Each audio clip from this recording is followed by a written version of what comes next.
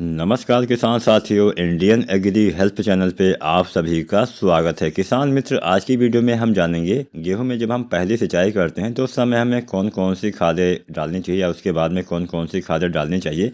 इसी के बारे में पूरी जानकारी आपको देने वाले हैं कि सिंचाई कैसे करनी है, कौन सी खादों का इस्तेमाल करना है, पहली सिंचाई में क्या क्या करना चाहिए। सभी जानकारी के लिए पूरा वीडियो जरूर देखिएगा। अगर आप सभी चैनल पर नए हैं तो इंडियन एग्री हेल्प चैनल को सब्सक्राइब जरूर करें, साथ में बेल आइकन अवश्य दबाएं जिससे आपको अगली मेरी सारी वीडियो आसानी से मिलती रहे। चलिए ज़्यादा समय नहीं लेते हैं, वीडियो को स्टार्ट करते हैं। जानते हैं गेहूं में पहली सिंचाई पे हमें क्या क्या करना होता है। सबसे पहले हम पहली सिंचाई के बारे में ही बात करते हैं, उसके बाद में जानेंगे कौन सी खादों का इस्तेमाल करना चाहिए। किसान साथियों, अगर अभी तक आपने गेहूं की बुआई नहीं की है तो तुरंत ही आपको गेहूं की बुआई कर देनी चाहिए। जितना देर में बुआई करेंगे पैदावार में उतना कमी देखने को मिल जाएगी। तो अगर आप अधिक उपज अधिक पैदावार चाहते हैं तो आपको गेहूं की जल्द से जल्द बुआई कर देनी चाहिए। अब बात करते हैं पहली सिंचाई के बारे में। किसान साथियों, गेहूं की फसल में पहली सिंचाई की अगर हम बात करें तो पहली सिंचाई आपको 20 दिन से 25 दिन के बीच में कर देना चाहिए। यानी 20 दिन के बाद से 21 दिन से 22 दिन 25 दिन तक आपको कर देना है। ये सबसे अच्छा समय होता है। कई बार क्या होता है कि नमी काफ़ी अच्छी मात्रा में होती है, तब आप ये पानी जो है वो आप 30 दिन तक भी डाल सकते हैं।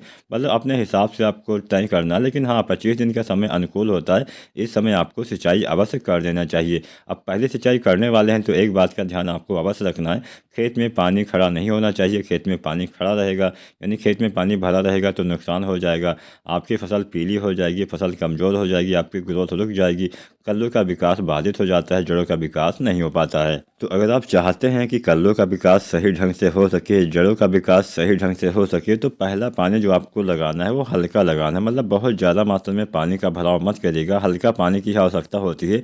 क्यों आवश्यकता होती है ये भी हम चर्चा कर ही लेते हैं। किसान साथियों, आपके जब गेहूं की फसल लगभग 21 से 25 दिन की होती है तो फसल काफ़ी छोटी होती है, आपके पौधे छोटे होते हैं, जड़ें भी काफ़ी छोटी होती हैं। पौधे को बहुत ज़्यादा मात्रा में पानी की आवश्यकता इस समय नहीं होती, केवल हल्के पानी की आवश्यकता होती है जिससे जड़ों का विकास अच्छे से हो सके। किसान साथियों, मैं आपको बताते चलूँ, जो ये 20 दिन से 25 दिन का समय होता है ये होता है जड़ अवस्था। यानी जड़ों का विकास इस समय तेज़ी से होता है। जड़ें जब तेज़ी से विकसित होती हैं तो उसे कुछ मात्रा में पानी भी चाहिए होता है, यानी ज़्यादा पानी की आवश्यकता थोड़ा बहुत होती है। पौधे के हिसाब से ज़्यादा पानी मैं बोल रहा हूँ क्योंकि आपकी फसल छोटी है तो इसलिए बहुत ज़्यादा पानी नहीं चाहिए, फिर भी आपको थोड़ा बहुत पानी तो देना ही पड़ेगा। तो एक हल्का पानी आपको चाहिए होता है। पहली सिंचाई पे आपको हमेशा हल्का हल्का सिंचाई करना होता है। ज़्यादा पानी भर देंगे फसल पीली हो जाएगी, कमज़ोर हो जाएगी, जड़ों का विकास नहीं होगा, कल्लों का विकास नहीं होगा, आपकी फसल में कमज़ोरी आ जाएगी, आपके पौधे के आपका जो उत्पादन है उसमें कमी आ जाएगी। तो पहली सिंचाई पे आपको काफ़ी सावधानी बरतनी होती है। आपको मतलब हर सिंचाई पे सावधानी बरतनी होती है, लेकिन पहला सिंचाई और अंतिम सिंचाई आपको हल्का ही करना होता है।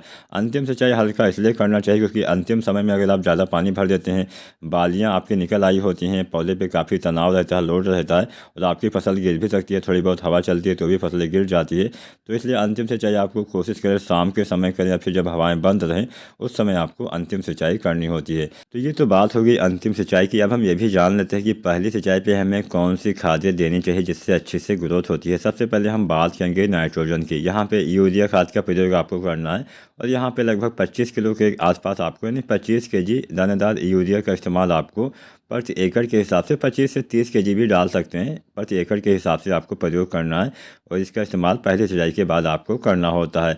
इसके साथ साथ अगर आपने शुरुआती समय में सागरिका का इस्तेमाल किया है या फिर कोई भी अन्य ग्रोथ प्रमोटर डाला हुआ है तो उसकी दूसरी मात्रा भी आपको देनी होती है। अगर आपने सागरिका दानेदार डाला हुआ है, चाहे सागरिका Z++ हो चाहे सागरिका गोल्ड, तो सागरिका दानेदार की दूसरी मात्रा भी आपको पहली सिंचाई के बाद देनी चाहिए। जब आप यूरिया खाद डालते हैं तो उसी में मिला के आपको सागरिका दानेदार का भी इस्तेमाल कर देना चाहिए।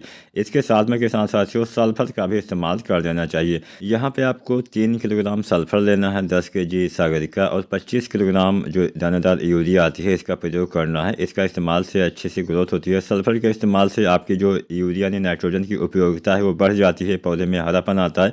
सल्फर से भी हरापन आता है, सल्फर की कमी की वजह से भी आपके पत्ते पीले हो सकते हैं। तो सल्फर के इस्तेमाल से प्रकाश संश्लेषण अच्छे से हो पाता है। जो भी नाइट्रोजन आप मिट्टी में डालते हैं वो आप आपके पौधे अच्छे से ग्रहण कर पाते हैं, उसकी उपयोगिता जो है वो बढ़ जाती है। तो इसलिए आप इसका इस्तेमाल करिएगा। तो 3 केजी सल्फर, 10 केजी सागरिका और 25 केजी दानेदार यूरिया का प्रयोग अगर आप पहले सिंचाई के बाद करते हैं, अच्छा आपको बेनिफिट देखने को मिलेगा।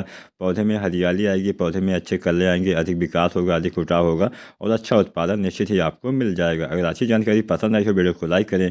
कोई सवाल सुझाव हो नीचे आप कमेंट भी कर सकते हैं। धन्यवाद।